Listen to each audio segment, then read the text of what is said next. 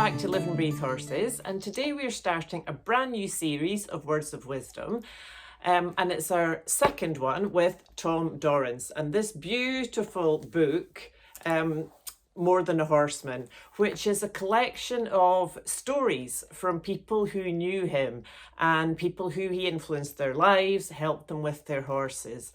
I've unfortunately never met him, which is infuriating to me because I was actually in Canada in the late 80s working, and I mean, he was doing clinics then, but such is life. Anyway, it's a crime to me against the horse more than anything else that more people don't know his work. And although he's no longer with us, his legacy lives on. There's couple of books, lots of DVDs you can find, and people like Buck Brannaman who carry on his legacy. So this collection of stories I'm going to share as they are, because it doesn't make sense to do it any other way. And my hope is that it could spark somebody's interest. You know, having recently moved to a new country, I'm so meeting lots of new people, and it's a very horsey area where I am, and it amazes me nobody's ever heard of him. One person I met who had said, oh, he's just a cowboy. And you know, good horsemanship's good horsemanship, and whatever discipline you do, it doesn't matter to the horse, you know, the connection and the way of being around a horse. So, you know, Tom was well known for how he influenced people's horsemanship, which then influenced their whole lives, which makes a lot of sense. You know, the two things have to go hand in hand. And I must say, anytime I have found something outside of horses that has changed my life, it's changed my horsemanship, you know. And the same the other way around, you know, sort of big breakthrough, something new, and it's, you know, it's all the same. Horses and life, it's all the same. Was that him that said that, or Buck? Somebody. Anyway, so today I'm just going to share a little bit more about Tom.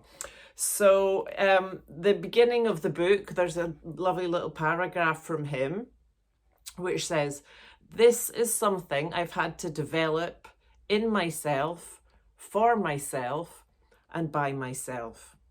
The true unity and willing communication between the horse and me is not something that can be handed to someone. It has to be learned. It has to come from the inside of a person and the inside of a horse." I love that. It's so cool. So the next page, there's a lovely poem by Bob Barrett, which I would like to share. So it's called The Horseman. "He came riding from the north across the high desert plains, a-riding his old pony without any reins. He stopped by the ranch to lend us a hand, this bow-legged cowboy from a faraway land. The horses we had were bothered as heck, and about every morning you could see a big wreck. The first thing he did was pull the bridle and reins. He played with their tails and stroked their long manes. He had a long wire with a flag on the end that he used on the horses in that bronc pen.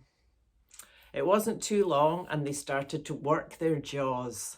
The boys stood around staring in awe. Their eye did change and the kink went out of their tail. It was time for all to get on without fail. Now we were all nervous about grabbing their manes, 'cause who'd ever thought of riding without reins? Off we went in that hot desert sun, a-pulling the saddle horn like the son of a gun. By the end of the day, we were earning our pay, but learned most of all to stay out of old pony's way. I'll never forget him, the time he rode into Florence, the greatest horseman of all, a man called Tom Dorrance."